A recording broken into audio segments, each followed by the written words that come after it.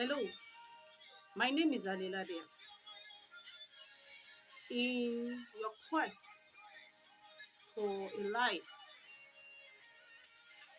that will have peace of mind, free from the criticism that is in the world,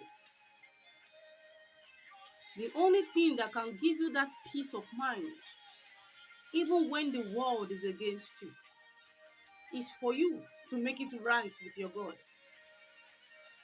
The life is a mystery.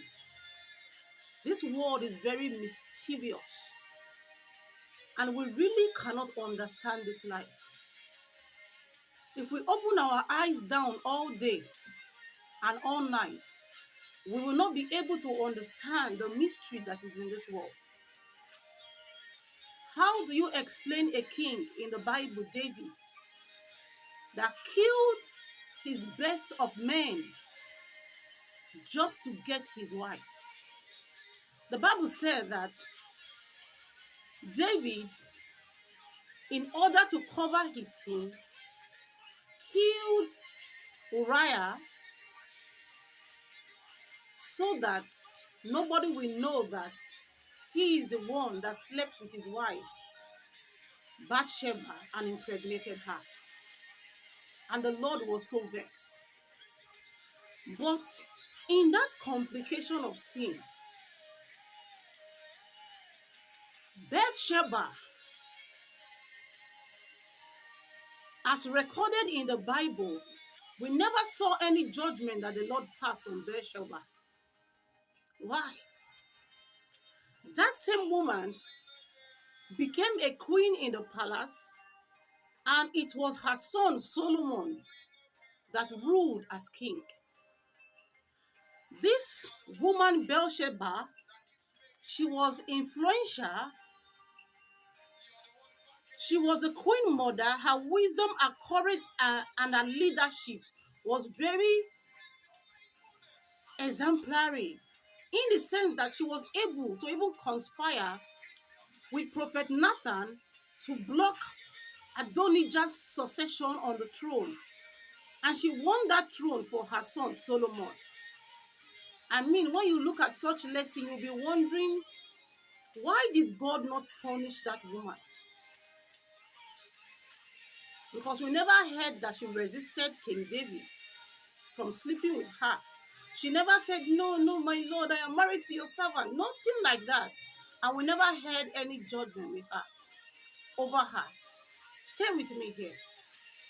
When I started to ponder on this Bible verse, the scripture that came to my heart was this: God saying, I will have mercy on whom I will have mercy, and I will have compassion on whom I will have compassion.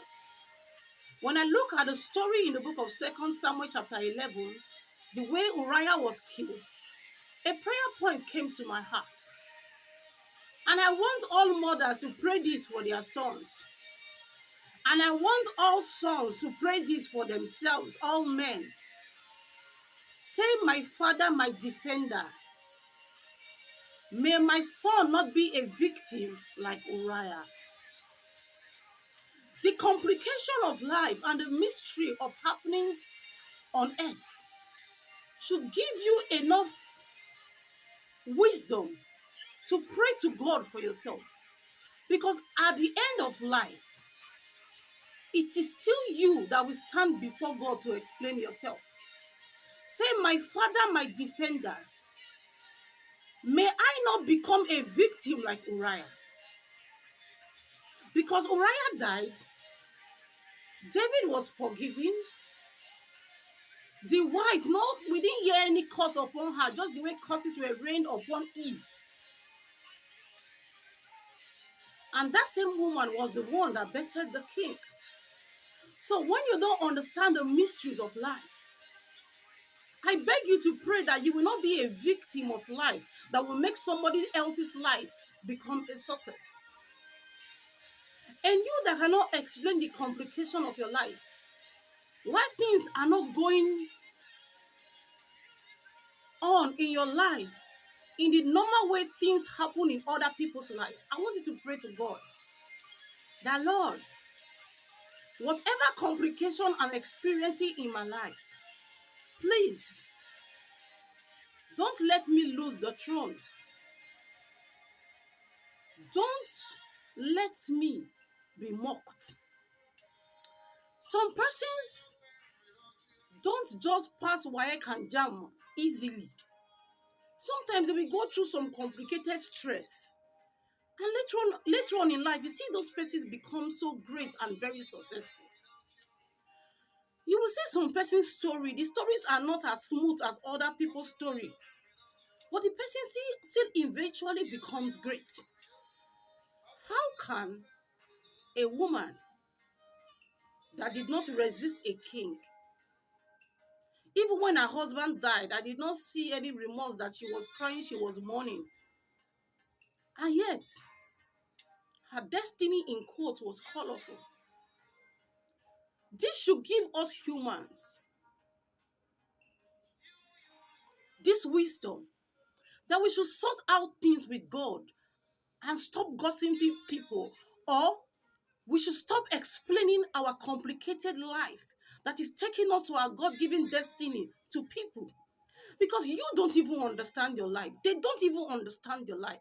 So take your life to the God that understands your life. Someone else in the book of Genesis chapter 20 tried to steal Abraham's wife, Abimelech. And in verses 2, God told Abimelech that you are as good as a dead man. Why did God not intervene like that in the life of Uriah? Why did God allow him to die? You look at the Bible. Sarah laughed when God said she was going to conceive a child. And she was not killed. But Ananias and Sapphira lied about their land. They still brought something to the church. It's not that they did not bring anything. And yet they were killed. What kind of measure is God using for individuals? Since you cannot understand the mystery of the ladder that we have to climb to attain our destiny, pray to God that you will not be a victim of another person's destiny that needs to be taken away from your hand to fulfill another destiny. The time you use to criticize what you don't understand, use that time to exempt yourself from being a casualty in the pursuit of life. When we look at the book of Psalms chapter 51, I want to speak to those of you that have sinned against God and you are fighting with guilt. I want you to sincerely look at what David did after he killed Uriah when he had slept with his wife and discovered the woman was pregnant. Psalms chapter 51, the Message version. Generous in love, God give grace. Huge in mercy, wipe out my bad record. I don't know how you found yourself in situations in life that are more than you. Because to be honest, David saw very cute women when he went for war.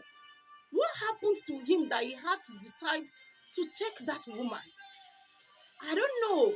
But this scripture just comes to my mind. For we know that all things work together for good. Why was that part taken? And Solomon from Bathsheba also became the king. You that don't know how you sold your hand, go to God in prayers genuinely, so that the Lord can turn down your wicked mistake for your good.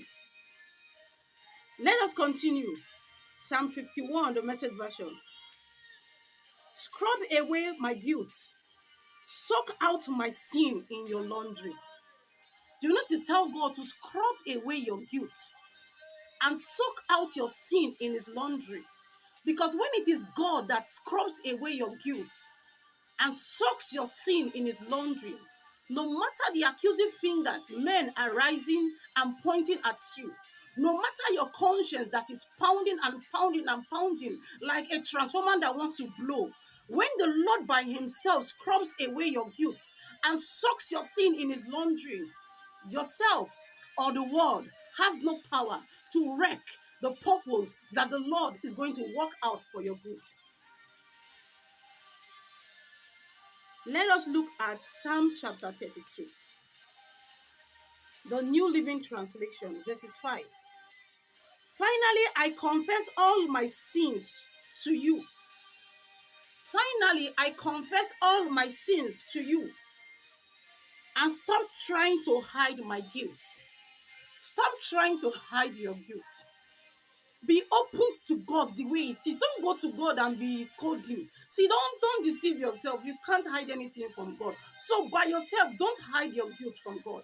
Wherever you know you have messed up, wherever you know you are guilty, wherever you know that you did something wrong, don't hide your guilt from God.